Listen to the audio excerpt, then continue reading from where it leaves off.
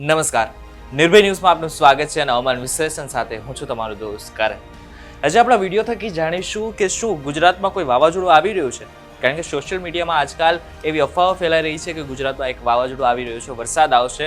પરંતુ એની સાથે સાથે એ પણ જોઈ લઈશું કે શું ગુજરાતમાં વાવાઝોડાની સાથે સાથે કોઈ એવી સિસ્ટમ સક્રિય થઈ છે કે જેના લીધે કમોસમી વરસાદ પડે અને ખેડૂતોનો જે પાક છે એને નુકસાની થાય. આની સાથે સાથે ઠંડી ક્યારે પડશે, કેટલી પડશે, કેવી રીતના પડશે, કયા કયા વિસ્તારમાં પડશે અને કેટલા હદ ભારે પડશે તેની પણ વાત કરી લઈએ આ વિડીયોમાં.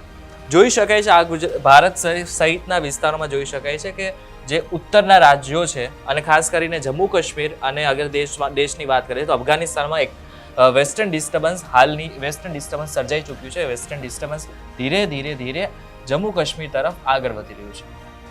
હવે આપણે બધાને ખબર છે કે જ્યારે શિયાળાની શરૂઆત થતી હોય છે ત્યારે ઉત્તર પૂર્વીય અને ઉત્તર પશ્ચિમી પવનો ફૂંકાતા હોય છે, જેના લીધે જ આપણને જે ઠંડીનો અહેસાસ થતો હોય છે. પરંતુ જ્યારે કોઈ વેસ્ટર્ન ડિસ્ટર્બન્સ આગળ વધતું હોય છે અથવા તો કોઈ પ્રદેશમાં હોય છે ત્યારે ઉત્તરના પ્રદેશમાં હોય છે ત્યારે જે પવનો હોય છે તેની દિશા ઘટી જતી હોય છે અને આપણે જે ઠંડીનો અહેસાસ થવો જોઈએ એ થતો નથી.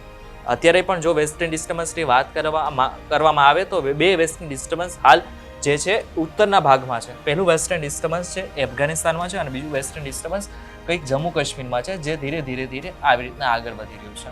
જેમ જેમ આગળ વધતું જશે તેમ ત્યાંથીના જે વાદળો છે ત્યાં ઘટતા જશે અને ફરી એકવાર આપણને ઠંડીનો ચમકારો જોવા મળશે. પરંતુ હાલની જો વાત કરવામાં આવે તો જે સ્થિતિ છે તે ગુજરાત સહિત આખા પ્રદેશમાં અત્યારે ઠંડીનો અહેસાસ આપણને બહુ ઓછો થઈ રહ્યો છે. અગર ડિસેમ્બરની વાત કરીએ તો કડકડતી ઠંડીની અહેસાસ થવો જોઈએ. અમદાવાદ સહિત બધા વિસ્તારોમાં ઠંડીનો અહેસાસ થવો જોઈએ. પરંતુ જો ડિસેમ્બર પૂરો થવા આવશે પરંતુ દિવસ જતા રહ્યા, પરંતુ જો હવે આ ઠંડી નહીં પડે તેની પાછળનું એક મેઇન કારણ છે તે સિસ્ટમ છે અને બીજું એક કારણ વેસ્ટર્ન ડિસ્ટર્બન્સ છે. એક વેસ્ટર્ન ડિસ્ટર્બન્સ અત્યારે જોઈ શકાય છે કે એક વેસ્ટર્ન ડિસ્ટર્બન્સ હાલ દક્ષિણના રાજ્યોમાં સક્રિય છે, જેના લીધે દક્ષિણના રાજ્યોમાં ભારે વરસાદ પણ પડી રહ્યો છે. આ ભારે વરસાદ દક્ષિણના રાજ્યો એટલે કે કર્ણાટકથી લઈને કેરળ સુધી આ બધા જ રાજ્યોમાં હાલ વરસાદની સિસ્ટમ સક્રિય થઈ ચૂકી છે, જે ધીરે આગળ કંઈક આ રીતના આગળ વધે છે. પરંતુ જો ગુજરાતની વાત કરવામાં આવે તો ગુજરાતમાં તેની કોઈ વરસાદ આવે તેવી શક્યતાઓ નથી. પરંતુ જો ઠંડીની વાત કરવામાં આવે તો હવામાન વિભાગનું કહેવું છે કે 8 થી 10 દિવસ દરમિયાન થોડીક ઠંડી પડશે, પરંતુ 8 થી 10 દિવસ બાદ ફરી એકવાર ઠંડીનો ચમકારો આપણને જોવા મળી શકે છે. જો આખા શિયાળાની વાત કરવામાં આવે તો આ વખતેનું શિયાળું સામાન્ય રહેશે. અગર ઉનાળાની પણ વાત કરવામાં આવે તો હવામાન વિભાગનું કહેવું છે કે આ વખતે 2024 જેટલા પણ વર્ષો ગયા એના કરતાં વધારે ગરમ વર્ષ રહેવાની શક્યતાઓ છે.